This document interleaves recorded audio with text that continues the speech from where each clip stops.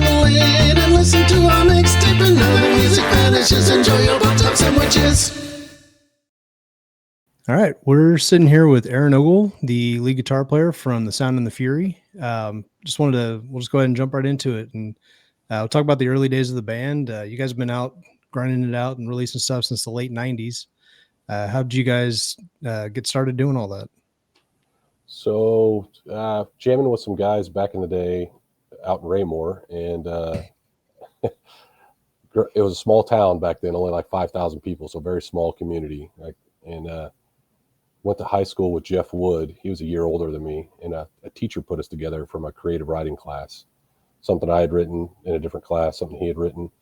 She knew I played guitar. He wanted to sing, and we got hooked up. We had a band together, but not nearly as good of a singer as Jeff. So we booted out the last guy, or the prior guy, and brought Jeff on board, and it was an instant spark. I mean, he could write songs right away. We were instantly, first time we practiced or rehearsed, we were writing music right away, right? And Jay Casson, our bass player, he came shortly after that. He was from the Belton, Missouri area, grew up in Belton. Actually, he's from Saipan and all over the world, I think. He's been all over, but he grew up his teenage years in Belton, so we ran into him in the local music stores around there. And we originally had a drummer named Keith Knapp. I think he still plays. I don't communicate. Just to be honest, I don't do any social media, so I don't know what anybody's doing anywhere or anything. I'm completely disconnected from it all, but I hear through the guys. But then I met John Floyd shortly after that. He was in a band called Star Honey out in Green Valley, Missouri. So when it all came together right after high school, we recorded our first album, and in a small little studio out there in Raymore. It just happened to be that small little town had all the right ingredients or nearby, with a recording studio in a little 5,000 person town. Who would have thought that, right? Yeah. You know, McAtee Audio Visual Studio, I'll never forget, and still connected to him today. Actually, just texted him yesterday. But yeah, it was a high school thing that we got connected. We're playing like the small town bars. You know, I mean, I was 15. Wow. I couldn't drive. I remember my dad would have to sign us into bars and chaperone us because we were too young to be in them, and we'd be playing. But it was a lot of years together growing up with those brothers on the road. Yeah. Shortly after that, but good old Raymore days. Sounds like your dad was supportive of what you guys were doing, which is a big plus. Absolutely. My father, Dan, it's weird to call him Dan. Sorry, Dad. My dad's still supportive. I think I run into random people, or people contact me and tell me like, hey, or, I heard about the band through your dad. And it's just a guy who like installed his windows on his house, right? That's really cool. Still probably our biggest fan, but he grew up, didn't play any instruments, but he would harass the rest of our family with Steppenwolf and the Rolling Stones and Sabbath, the James Gang, Grand Funk Railroad. And at the time, I hated all that stuff. I was listening to Michael Jackson and Madonna, all the pop hits. But when I finally heard Sympathy for the Devil, and that guitar tone and that guitar, even though there's very little guitar in it, I recognized it as my dad's song. Like I was probably 13 or something. In that magical time at that age where if you grab music right then at that age, like it seems to stick, right? Yeah. So remember hearing that song and going to my dad and saying, "Hey, Dad, play me that song." And he goes, "Hoo hoo." That's all I knew.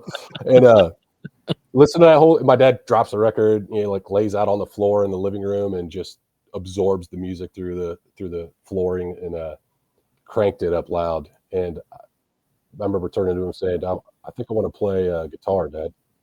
And he said, "All right, let's get you a guitar." So he sat in every guitar lesson I ever had. Sit in every guitar lesson and would tell me if I was playing it wrong. So I had my guitar instructor and I had my dad. He's like, "You're gonna play a guitar. You're gonna play it right. We're not He's screwing still around." like that. 70 years old, and he'll still tell me every time I make a mistake, like, yeah, you played that a little differently this time. You're like, "I wrote it. I can play it however I want. Shut up." Yeah.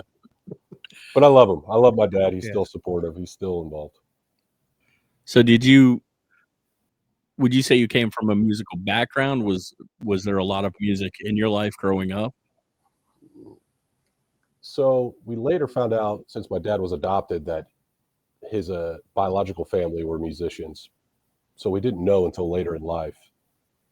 But I would say not really. I mean, not until I started playing guitar. And later in life, it all made sense that his biological father was a musician and things like that. But he never played an instrument. So for me to start playing an instrument was kind of the first time it was in the family. And Wow. now my kids all play instruments, and we're a very musical family now. Actually, now my son Drake plays with us in the band. He's what That's cool. inspired the band getting reformed. That's really cool. Yeah. So you kind of mentioned Rolling Stones and some of the Grand Funk Railroad stuff. Who would you say that some of your biggest influences musically were at kind of like helped get you guys established? For me personally, Black Sabbath. It was hands down the number one band that I still go back to today and listen to. The Ozzy years of Black Sabbath, Tony Iommi on guitar, Bill Ward on drums, Geezer Butler on bass. Those guys to me are legends, and I've tried to see them as many times as I could in my youth, through the Ozfest years back at Sandstone Amphitheater, I think it was, in Kansas City. Yeah. This is a very Kansas City centric episode right now, by the way. You're saying Sandstone, and I know for a fact that you will never call it Verizon Wireless Amphitheater. No. You will never do that. It's No. Sandstone, no matter what they change the name to. So. That's right. But Black Sabbath was definitely one that still sticks to this day. Later, as I was playing, Tool became a big influence. Metallica always had its place, but I kind of put it on a shelf that they're just different to me. I don't dislike them at all. I love it, but it like represents a moment in time in my history where I don't revisit it very much. I can see that. Yeah. So you mentioned, the reformation of the band. You guys recently got back together, and before we started recording, we were kind of talking about changes in the industry and everything. How have you seen some of the changes in the industry from your first iteration of the band to today's reformed version of the Sound and the Fury? From a live show, or from the level that we're at, I'm kind of wondering what industry. I'm hearing that it's Metallica and Taylor Swift propping up the entire music industry right now is like the narrative that I hear. It used to be that you played shows and the crowd, people naturally showed up. You would promote and you would sell tickets, or you would put out flyers. But granted, when I was coming up, the internet was still loading right during this conversation. It wouldn't have loaded yet. Yeah. It would just be like a circle on the screen. Yeah. Very true. This is very, very true.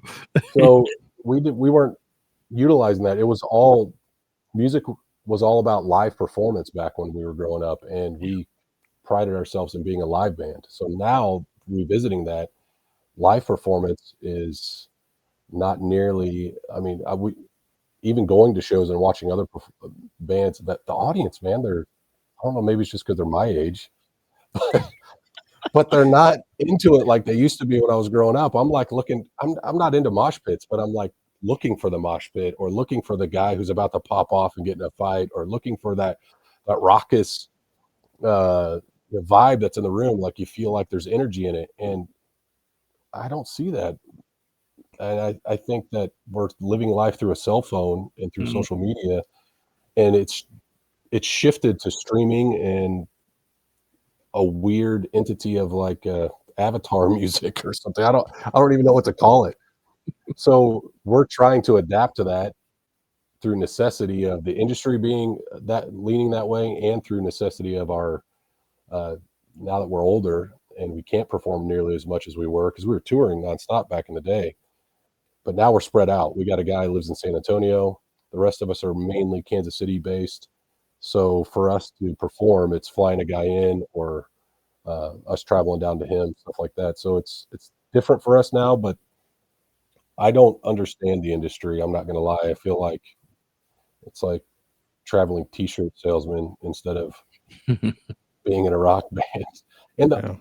I appreciate all the fans and everything, but I think you guys will remember from back in the day, the energy was just different for live music. Oh yeah. I don't know if we lived through Absolutely. a prime period.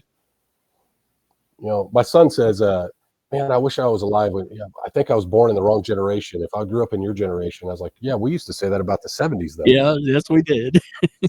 Like that's when all the cool music was happening in the late 70s, or some people even said the 60s, you know. So I don't know. I don't know what it's going to be today. I don't know what's next. We're trying to get, basically you give your music away now through streaming instead of selling your music from the bandstand, the stage front, or off stage. And we basically just are happy to exist. You know, happy to be making music again together. So we haven't really focused too much on the industry side. We figured if we make good music, we write good songs, you know, we'll see what happens. We'll just put it out there and see what happens. And so far we've gotten a positive response with the new music. So It's cool. we'll see what happens next. Matt and I have talked a lot about this, and you've kind of mentioned that you were from Missouri, and if people at home missed it, then obviously both of these two here are from Missouri, which is why they keep bringing certain things up. What was the music scene like when you guys first got your start? You know, there in Missouri, did you feel like there was a decent enough music scene around you guys that sort of helped propel you, or was it lacking, or what was it like in that area? I definitely think that the area was good back then, but we felt like we were not getting the recognition. It's going to sound completely egotistical, but we felt like we weren't getting the recognition that we wanted, and to make a career at it, we had to leave Kansas City, and we had to get recognition outside of Kansas City before Kansas City would fully embrace what we were trying to do. So there was a lot of clubs back then, and there was a lot of venues that had live music, and we were playing them regularly. But you can only play so much in your hometown before you're burning out your audience, or you're not drawing massive amounts because you're just playing a small network of clubs. So we quickly started reaching out to college towns nearby, you know, Columbia, Missouri, Pittsburgh, Kansas, and just by chance we reached out to Pittsburgh, Kansas, Pitt State, and they had college radio. And between playing a couple clubs down there, getting connected with college radio, that picked us up, started playing our music. And next thing we know, you know, instead of 100 people, 500 people are showing up to shows, 1,500 people are showing up to shows. And it was actually outside of Kansas City that we got a very warm, I think there's something about that, the lure or air of like a touring band or a regional act, that there's a little bit more excitement to go check them out sometimes than just the local act. So we kind of transitioned into that, which then in turn helped us in Kansas City, because, you know, eventually we had to quit our jobs and just completely live on the road. And we were going coast to coast for several years. And coming home to Kansas City, we had a much better reception because of all the ground that we had covered before that. But while growing up in Kansas City, I can't complain. It was, I mean, the clubs were great. There was always a built-in audience that was known for live music. Now I don't see as much of that. There's much fewer clubs. Yeah. It's actually disappointing because there's a bigger gap between, back in the day, you could be a young band just getting your start, and you could actually get on stage through through a open mic night type of environments. And I'm not saying that doesn't exist, but it existed a lot more back in the day. And we were able to take advantage of those opportunities and build a stage presence, put on a show instead of just staring at our shoes playing music. And by forcing ourselves to go out on the road, and I mean, I mentioned this before we were on the air, but like I tend to be the jerk of the band, but the jerk of the band to the band. Like, hey, we got to do this. This is this. You know, we need to be on the road. We need to do that. You know, and I'd push, and I was, you know, that helped us definitely. But we started honing our craft on the road. And we were always, you know, in the early stages, we were always writing songs, always trying to put out new music. But it just seemed easier then because the environment was so receptive. I mean, there was more studios, there's more live places, more live venues. College radio was super helpful. And I think that there was less options, but more availability to the mainstream options, right? Now there's so many options that you get lost in the noise to where you don't have the availability or the ability to break through all the options that are out there, right?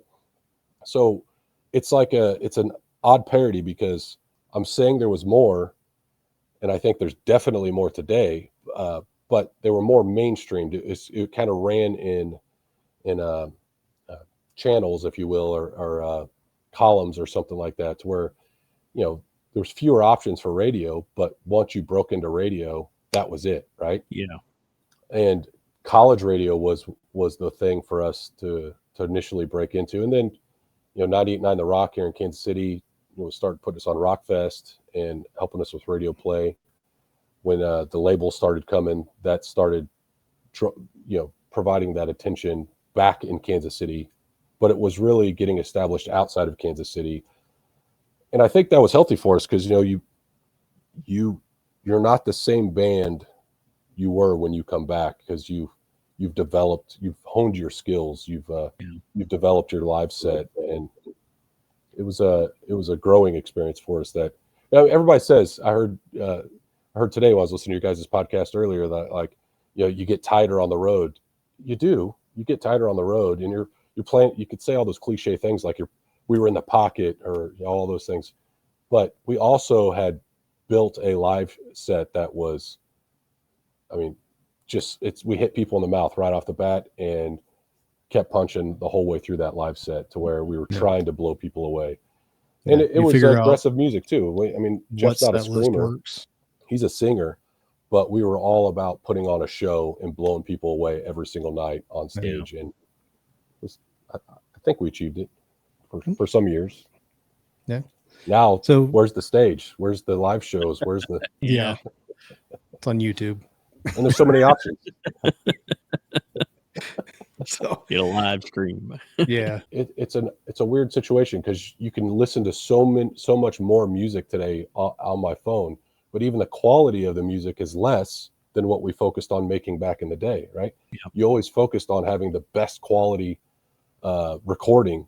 Yeah. For now, it's degraded through a phone. So if you're focusing on the best quality, but it's just going to come through your phone, why are you spending the money on doing that, right? Yeah. Yeah. So now it's like content, put it out, just no matter what the quality is, get it out there to see if somebody will bite on it, I guess, is what we didn't take that approach necessarily this time. We actually went to a studio, recorded the music. But there's a lot of people that are just doing it at home, which I applaud them.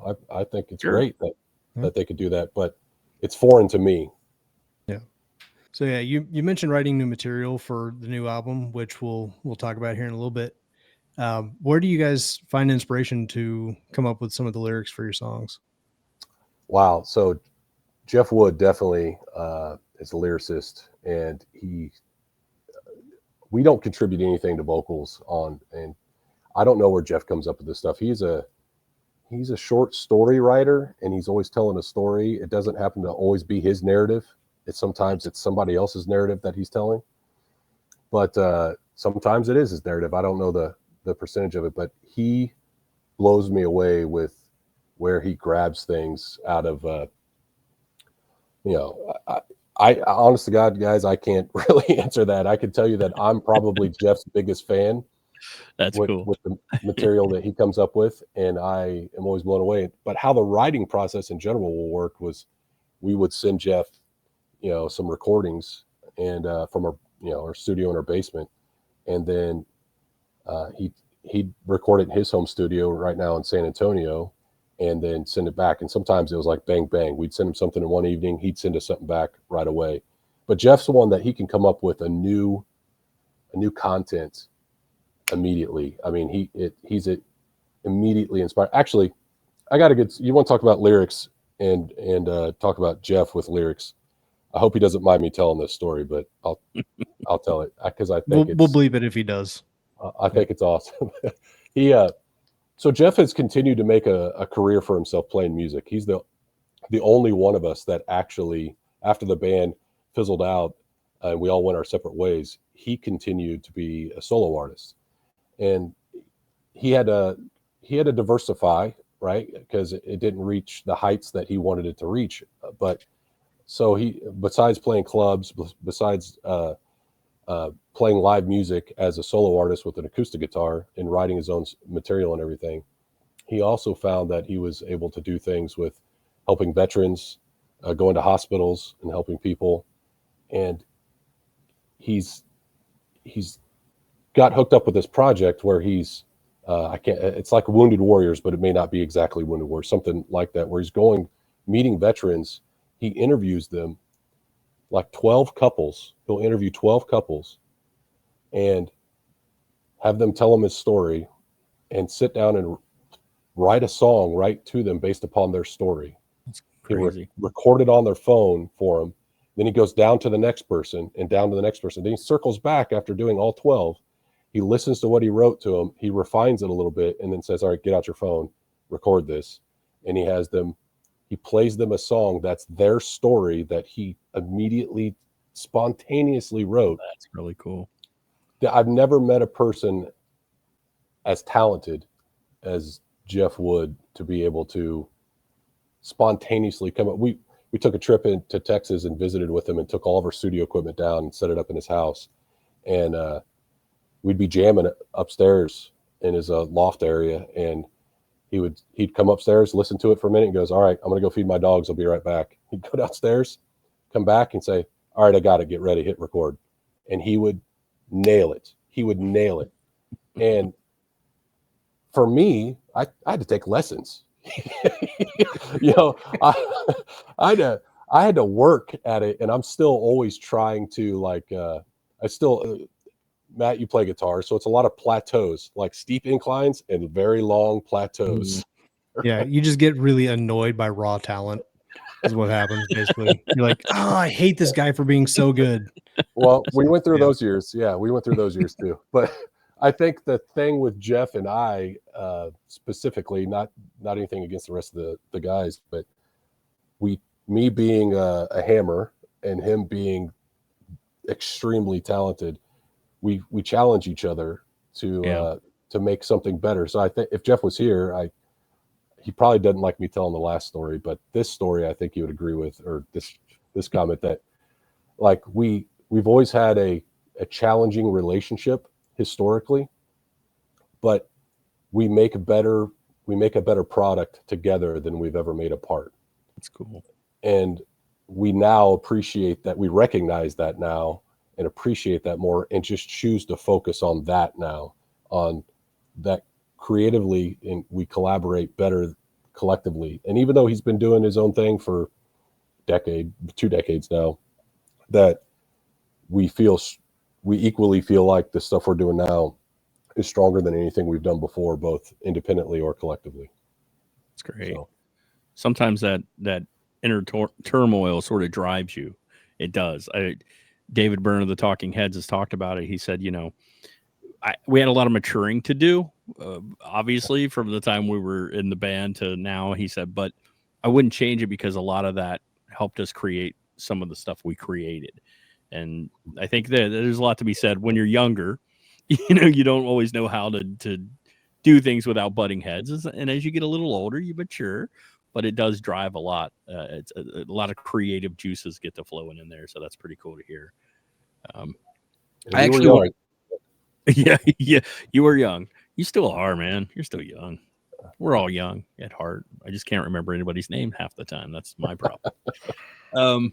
I want to talk to you guys a little bit about your new stuff. First, Alpha and Omega. I'm going to say something that's going to sound a little weird, but just follow me here for a second, because in my world and in my brain, this is actually a huge compliment. I listened to this song and I'm sitting there thinking, I'm getting these vibes of like dropping in my Mortal Kombat Annihilation CD or my Cryptic Writing CD, and just hopping into my car at night with the, like, bringing the windows down, just letting all the sounds wash over me. And for me, those are like some of my favorite moments in life, just thinking about that stuff and appreciating the music. So first of all, I want to say thank you, because I appreciate you guys giving me those vibes back. Memento Mori, the new EP. It's a weird compliment, but trust me. I know it sounds weird. Yeah. The Mortal Kombat Annihilation CD is actually pretty good. The movie sucks, but the CD has some good stuff on there. No, there's just certain songs that sort of draw a certain feeling out of you. And for some reason, it brought back those kind of memories of those nights. Like I said, when I would just hop in my car and throw in Cryptic Writing or something and just cruise through the night. Nowhere to go. Just, like to listen to the music at night. Memento Mori is the new EP. Why don't you take a few seconds, tell us about this EP, what people can expect of the EP, where they can find the EP.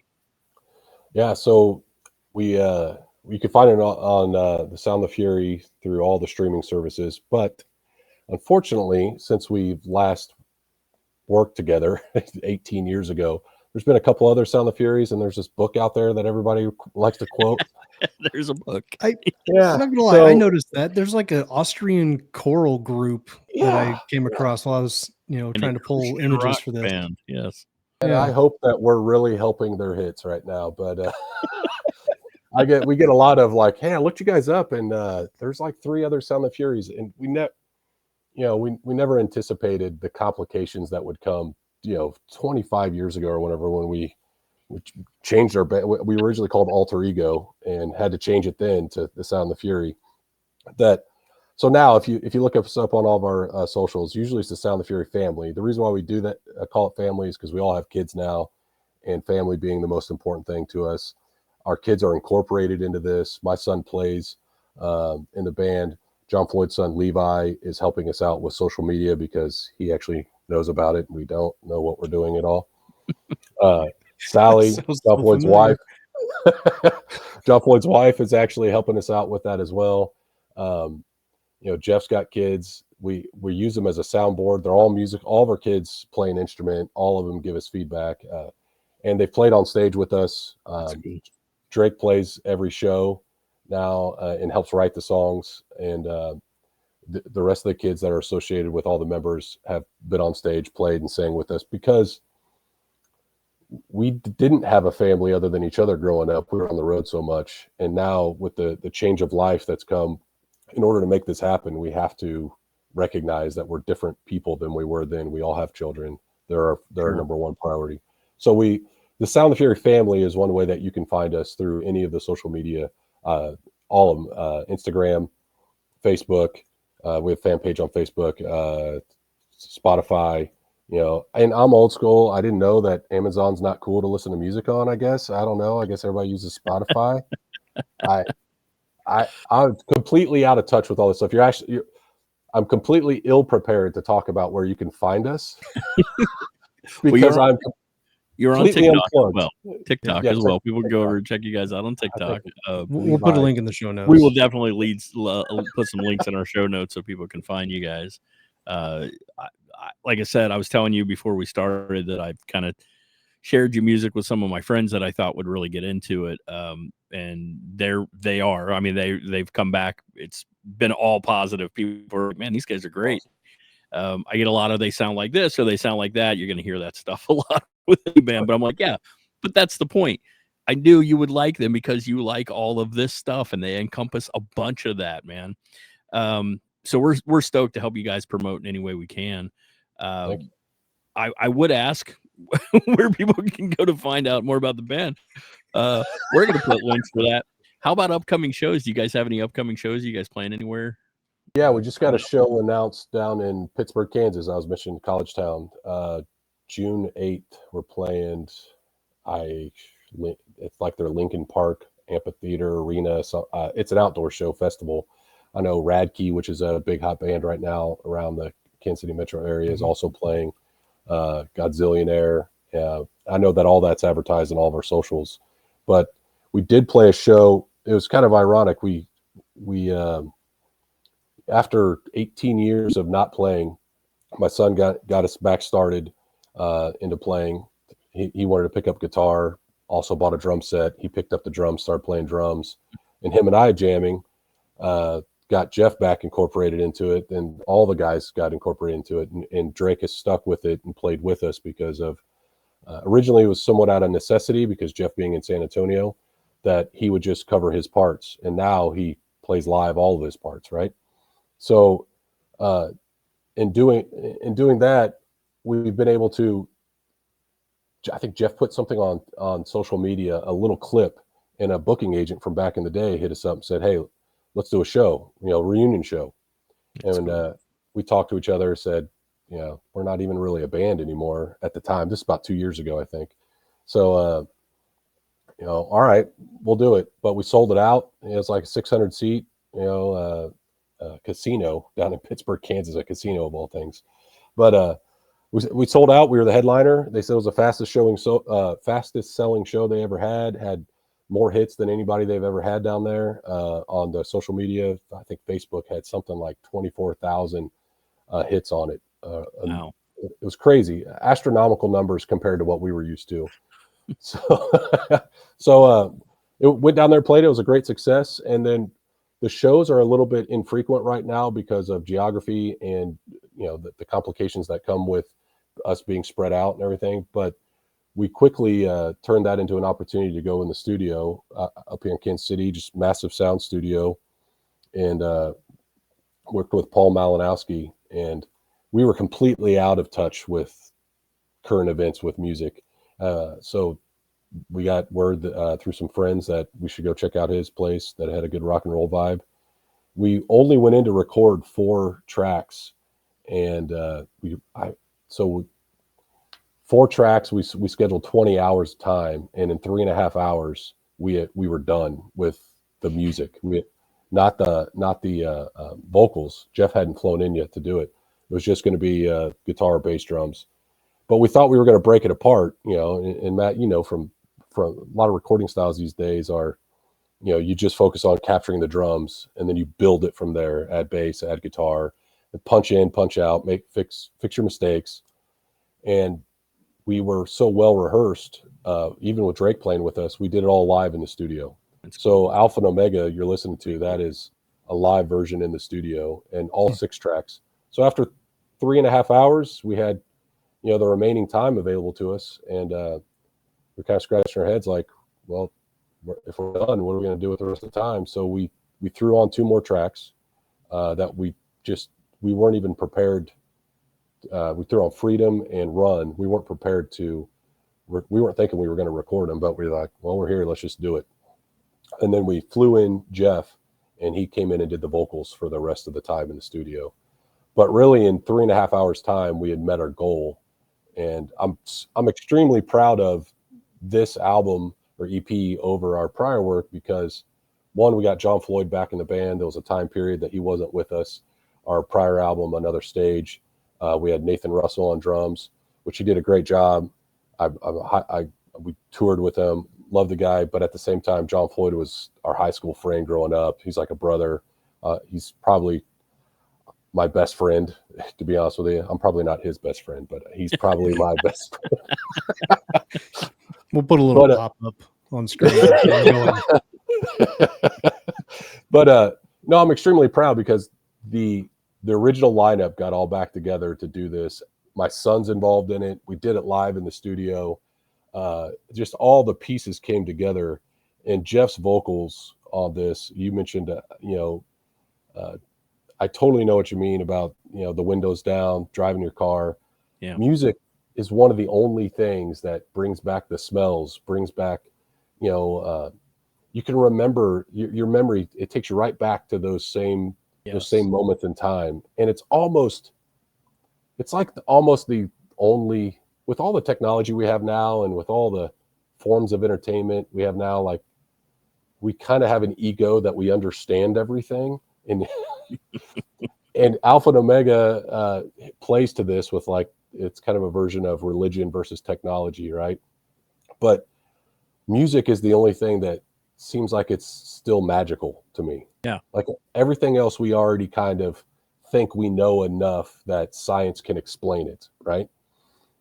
For the most part. I know it's not 100% true, but the magic is lost in a lot of things anymore. Everything's digitized, everything's a product of something, but music can instantly take you back. And when you're the recipient of it, or when you're performing it, recognizing that everybody's interpreting your music differently and having a different experience than what you're having, and it becomes their song, right?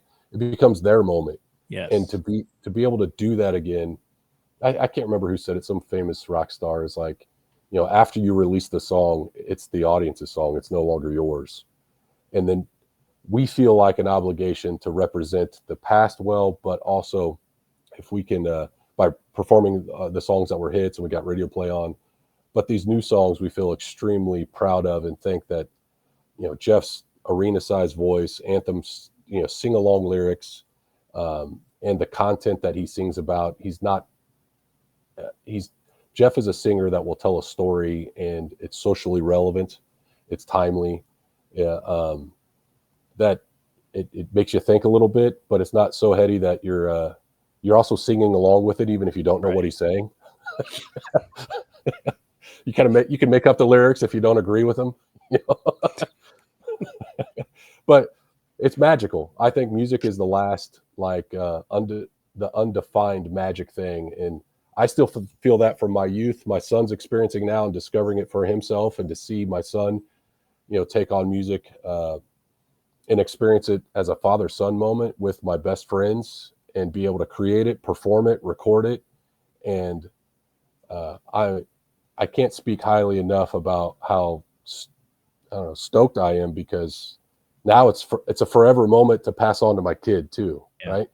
He'll have this recording, and hopefully future recordings, that he'll always be able to say, I did that with my dad. I performed on stage with my dad. I did this. And for Drake to go, I think for my kids, I was just their dad.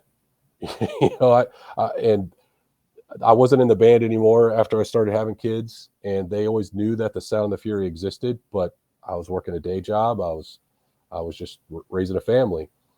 Then when the Sound and the Fury spun back up, and a reunion show happened, and to take my kids, all of our kids, Levi, John Floyd's son, I asked him one time, said, "Hey, what's your least favorite memory of the Sound and the Fury, or experience with the Sound and the Fury?" And he's like, "Driving to that reunion show, it was horrible. It was boring." Right? So it's like, all right, well, what's your greatest memory? It's like, that reunion show was so awesome. That's cool. Yeah, I was like, I've seen some of the video of it. It looked pretty incredible. And he's like, I said, how can that be both?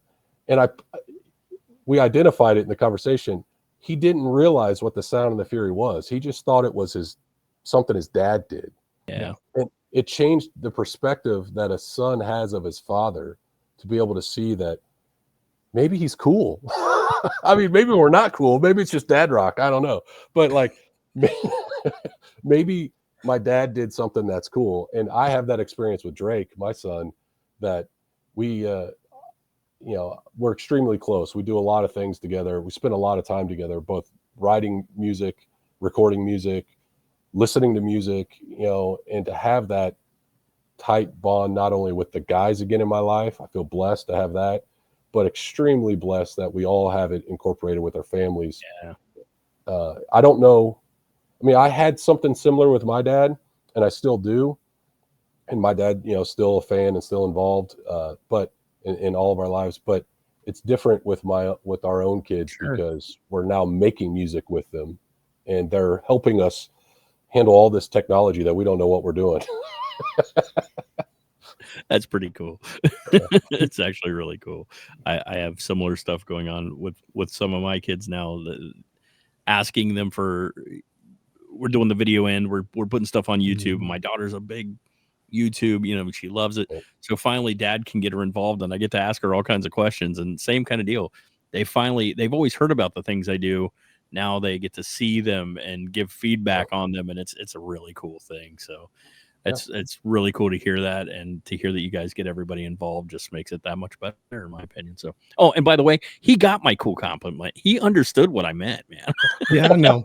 So if he hasn't said it, Jay is also a writer as well. So he's able to put you into a little specific headspace, and it's like, this is a compliment, trust me, but just follow me here. Just and follow me. I know where he's going with it. So Just it is, take that as a very genuine compliment. So yeah. Oh, I means did. a- I did. means And I appreciate it. Thank you. I knew exactly what you're talking about. I have those same experiences. The music is great. I recommend everybody checking it out. Like, I mean, seriously, you've made a couple of fans just on our end, just from us handing it out to a couple. Well, not handing it out. I wish I had like physical copies to hand out, but handing out the link. Like you said, everything's gone digital, but still, getting to hand that out and say, check these guys out. Let me know what you think. And I have friends that I trust their feedback. They would be the ones to go, yeah, these guys suck, but they haven't. They're all like, these guys are really good, man. I'm like, yeah, we're going to be talking to them. So like I said, we're going to try to promote you guys as much as we can. We encourage everybody to go out and see them when they play. And we're going to put links. We're going to put links to find these guys. They will be on in the show notes, and of course, if you're watching this on YouTube, you already see some of them. But Aaron, we really appreciate you coming on and sticking with us through all the technical glitches that happened today. I don't know what weather's been like there. Here, it's been kind of it's been a little crazy.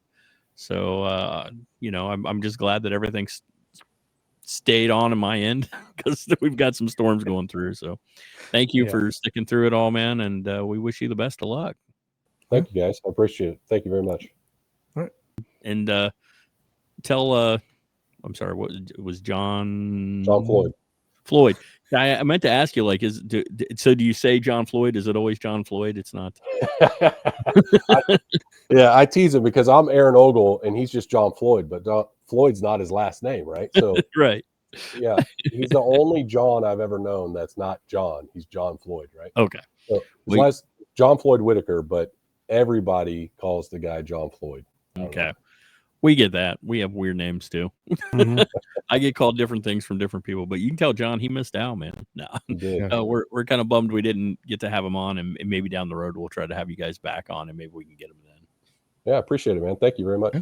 Thanks, Aaron. We appreciate it. All right. This is your warning. I am the Alpha and Omega. I am the Alpha and Omega. I am the Alpha and Omega. I am the Alpha.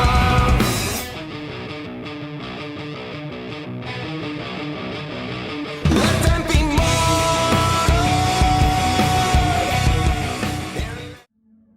Thank you for watching the mixtape. Don't forget to like, comment, and subscribe. Click the bell icon for notifications when new videos come out. And remember to always stay awesome.